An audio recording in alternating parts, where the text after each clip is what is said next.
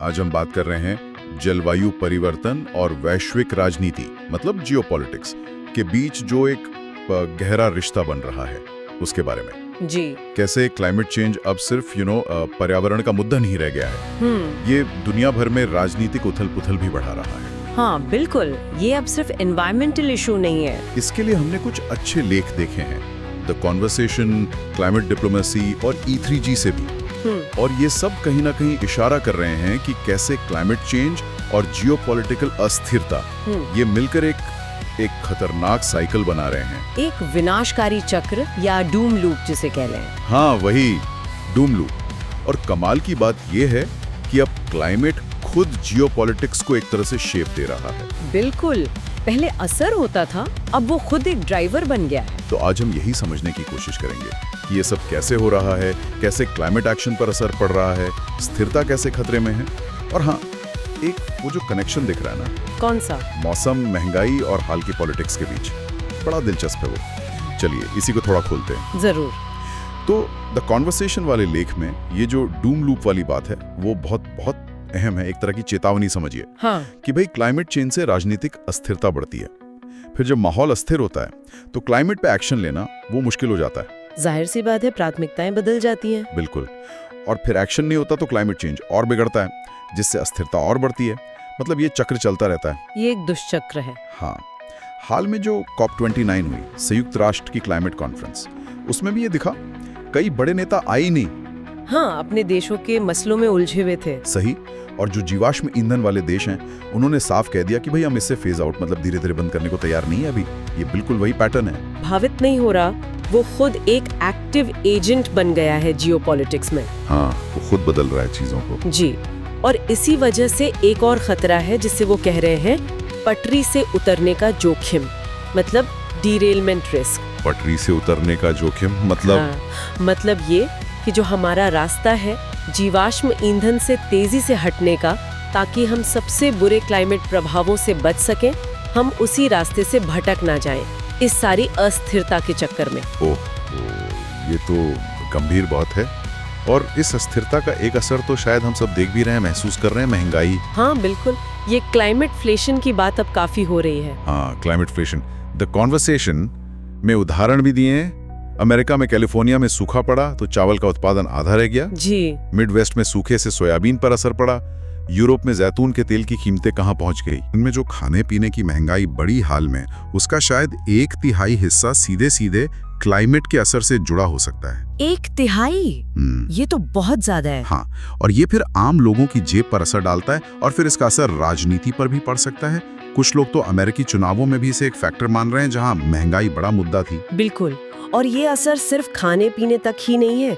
सोचिए, जब ज्यादा गर्मी पड़ती है तो लोगों के काम करने की क्षमता, लेबर प्रोडक्टिविटी, वो कम हो जाती है। हाँ सही बात है। सूखे से नदियों में पानी कम होता है तो जो नदियों के रास्ते ट्रांसपोर्ट होता है वो रुक जाता है। ग्लोबल सप्लाई चेन पे असर पड़ता है। और द कॉन्वर्सेशन में एक और चिंता जताई गई है, खासकर कमजोर देशों के लिए, वो है क्लाइमेट डेब्ट डूम लूप। क्लाइमेट डेब्ट डूम लूप, ये क्या है? मतलब ये कि इन देशों को क्लाइमेट आपदाओं से निपटने में ही इतना पैसा, इतने संसाधन खर्च करने पड़ जाते हैं कि उनके पास भविष्य की तैयारी करने या कार्बन उत्सर्जन कम करने, डीकार्बनाइजेशन के लिए पैसे ही नहीं बचते। अच्छा। और ऊपर से जब क्लाइमेट का खतरा बढ़ता है तो उनके लिए कर्ज लेना भी महंगा हो जाता है, तो वो एक और दुष्चक्र में फंस जाते हैं। तो मतलब समस्या का समाधान यानी डीकार्बनाइजेशन वो भी आसान नहीं है, उसमें भी जियोपॉलिटिक्स है। बिल्कुल है। ये जो पूरी प्रक्रिया है ना जीवाश्म ईंधन से हटने की, ये अपने आप में नई जियोपॉलिटिकल चुनौतियां पैदा कर रही है। क्लाइमेट डिप्लोमेसी और E3G दोनों यही कह रहे हैं। कैसे? देखिए, जो देश तेल बेचते हैं उनके लिए खतरा है कि उनके तेल और गैस के भंडार जमीन में ही रह जाएं, उन्हें कोई खरीदे ही नहीं। इसे कहते हैं फंसे हुए संसाधन या स्ट्रैंडेड एसेट्स। दूसरी तरफ जिन देशों के पास वो खनिज हैं जो ग्रीन टेक्नोलॉजी के लिए जरूरी हैं, जैसे लिथियम है, कोबाल्ट है, उनको फायदा हो सकता है। हाँ, ये तो है। लेकिन फिर इन खनिजों को निकालने से, माइनिंग से प्रदूषण का खतरा है, सामाजिक झगड़ों का खतरा है। और ये भी बहुत जरूरी है कि इस बदलाव में, इस ट्रांजिशन में कमजोर देशों को मदद मिले, ताकि ये न्यायपूर्ण हो। हाँ, इस पर जिस ट्रांजिशन मतलब जस्ट ट्रांजिशन वाली बात अहम है। अच्छा, तो अलग अलग देश कर क्या रहे हैं सबसे निपटने के लिए? कुछ उदाहरण हैं? हाँ है, जैसे चीन का बेल्ट एंड रोड इनिशिएटिव है, BRI। हाँ, उनका वो बड़ा ग्लोबल इंफ्रास्ट्रक्चर प्रोजेक्ट जी। उसके क्लाइमेट पर क्या असर होंगे ये बहुत महत्वपूर्ण है, क्योंकि वो तय करेगा कि जो पार्टनर देश हैं वो किस तरह की एनर्जी में पैसा लगाएंगे।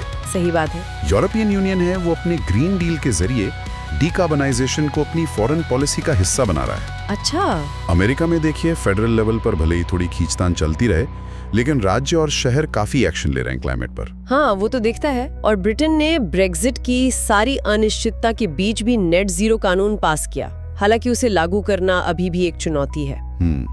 तो मतलब तस्वीर काफी जटिल है।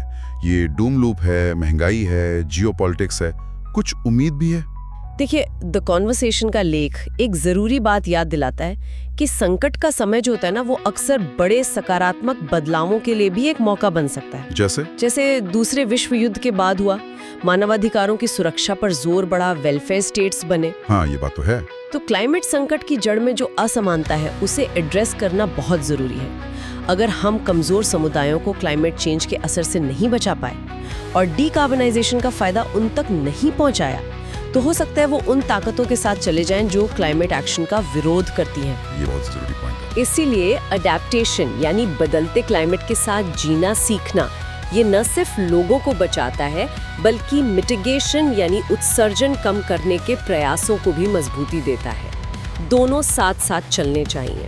तो कुल मिलाकर जो बात समझ में आ रही है वो ये कि क्लाइमेट चेंज अब बस एक पर्यावरण का मुद्दा नहीं। बिल्कुल नहीं। नहीं, बिल्कुल नहीं। ये ग्लोबल स्थिरता से, राजनीति से, हमारी अर्थव्यवस्था से, हर चीज से गहराई से जुड़ गया है और इसके असर बहुत कॉम्प्लेक्स है, बहुस्तरीय है। और इन सब कनेक्शन को समझना, इन संबंधों को समझना ही शायद कुंजी है अगर हमें प्रभावी क्लाइमेट एक्शन लेना है और भविष्य की जियोपॉलिटिकल चुनौतियों से निपटना है। तो बिल्कुल सही कहा। जाते जाते एक सवाल मन में आ रहा है, सोचने के लिए छोड़ जाते हैं कि ठीक है, डीकार्बनाइजेशन जरूरी है, लेकिन ये प्रक्रिया खुद ही जियोपॉलिटिक्स में कुछ विजेताओं और कुछ हारने वालों को तय करेगी। हाँ, ये तो होगा। तो भविष्य में अंतर्राष्ट्रीय सहयोग कैसा दिखेगा? हम उन नई निर्भरताओं को, उन संभावित झगड़ों को कैसे मैनेज करेंगे जो क्लाइमेट चेंज के समाधानों से ही पैदा हो सकती हैं? सोचने वाली बात है।